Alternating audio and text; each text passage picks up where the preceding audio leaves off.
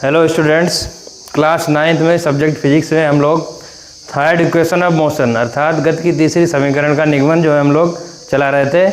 इसमें जो ग्राफी विधि से हम लोग निगमन कर रहे थे और हमने जो इसके तीसरे इक्वेशन बताई थी वो थी v² = u² + 2s। ठीक है, और हमने ये फिगर पहले बनाया था। फिगर क्या बनाया था हमने, इसके दो एक्सिस बने थे, एक ये y एक्सिस, एक ये x एक्सिस। ठीक है, एक बार हमने समय लिया था, टाइम लिया था, एक बार वेलोसिटी लिया था। क्लियर है। अब देखिए यहाँ से क्या करते हैं, मैंने बताया था ये इतनी डिस्टेंस OA जो होगा वो u के इक्वल होगा और जो BC होगा वो पूरे किसके इक्वल होगा, v के। अर्थात u जो होता है उसका इनिशियल वेलोसिटी प्रारंभिक वेग, v जो होता है उसका अंतिम वेग। ठीक है, अर्थात फाइनल वेलोसिटी होता है। क्लियर है।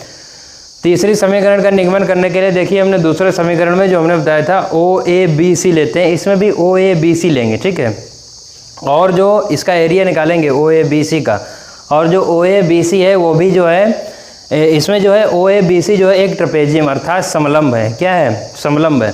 और पूरे जो है पूरे का एरिया हम लोग एक ही दम से निकालेंगे, क्योंकि जो है उसमें अलग अलग निकालते, मतलब इस पूरे फिगर का एक ही बार में एरिया निकालेंगे। ठीक, कि OABC का उसमें अलग अलग उन्होंने फिगर डिवाइड कर दिया था कि ये ट्रायंगल है, ये क्या है, रेक्टेंगल है। तो इसमें क्या करेंगे, इसमें एक ही बार में निकालेंगे OABC का एरिया। ये क्या है, ट्रेपेजियम अर्थात क्या है, समलंब है। देखिए तो समलंब का जो है क्षेत्रफल सुन लीजिए कि समलंब का क्षेत्रफल क्या होता है। समलंब का क्षेत्रफल जो होता है ट्रेपेजियम का, एरिया ऑफ ट्रेपेजियम होता है कि जो पैरेलल साइड्स होती हैं उनका सम, समांतर भुजाओं का योग 1/2 समांतर भुजाओं का योग और गुणे उनके बीच की जो डिस्टेंस होगी। ठीक है, distance between the parallel lines. ठीक है, देखिए हम लिख रहे हैं इसको, पहले फार्मूला लिख लीजिए। लिखेंगे एरिया ऑफ, ध्यान से देखिएगा, एरिया ऑफ OABC। ठीक है, एरिया ऑफ ट्रेपेजियम लिख लेते हैं, area of trapezium OABC, trapezium OABC।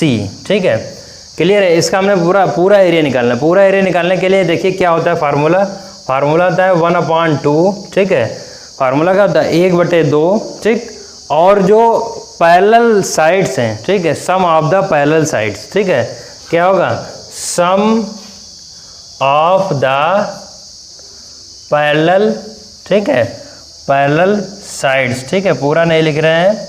और इनटू में जो होगा, इनटू में, ठीक, पूरा ये फार्मूला है, इनटू में जो होगा distance between the parallel lines. ठीक है,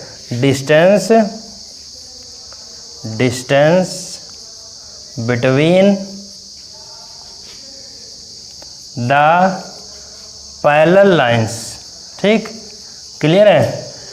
देखिए बहुत छोटा डेरिवेशन होगा, ये भी कोई बहुत बड़ा डेरिवेशन नहीं होगा। ठीक, हमने फार्मूला लिख दिया कि 1/2 समांतर, देखिए हिंदी वाले हिंदी में लिख लेंगे, हम बोल रहे हैं 1/2 समांतर भुजाओं का योग गुणे समांतर भुजाएं जो होंगी उनके बीच की दूरी, कितनी दूरी है। ठीक, तो देखिए आप पहले निकालेंगे इसमें समांतर भुजाएं कौन सी। देखिए ये फिगर है OA और B ये है, और ये पूरा देखिए टोटल फिगर है। समांतर भुजाएं कौन कौन सी होंगी, ध्यान दीजिए। समांतर भुजाएं इसमें OA है और क्या है, ये BC।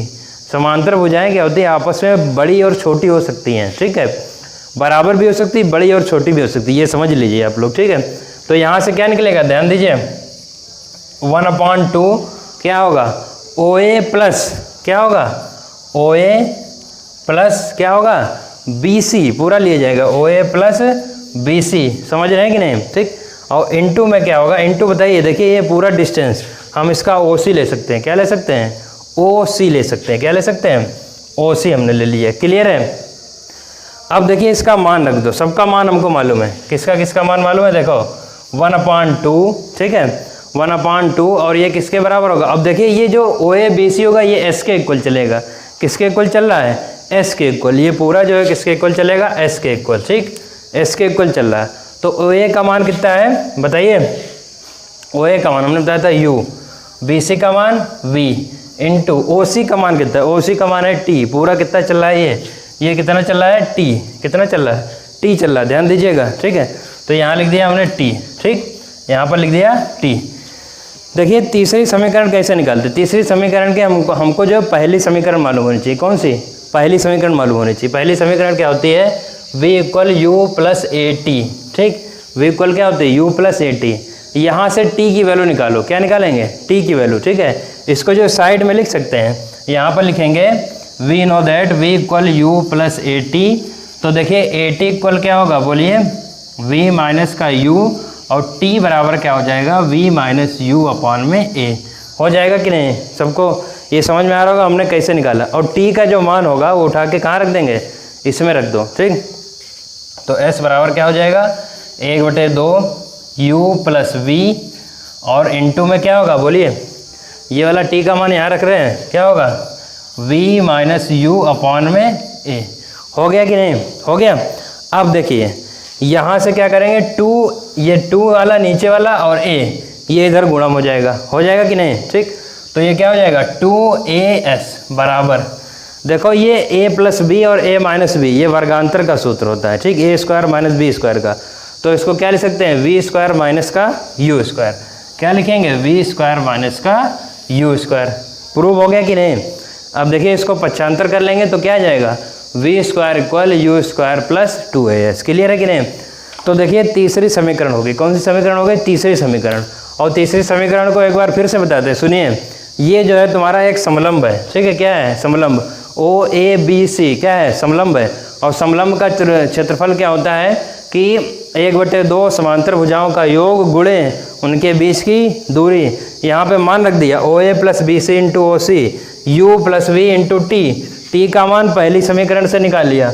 और यहाँ पर जब वैल्यू रखेंगे तो क्या आ जाएगा, v2as बराबर v square minus you square, अर्थात v स्क्वायर बराबर यू स्क्वायर प्लस 2as। यही गति की तीसरी समीकरण है। बाकी के जो लेक्चर होंगे नेक्स्ट वीडियो में इसको करते रहिए। Thank you.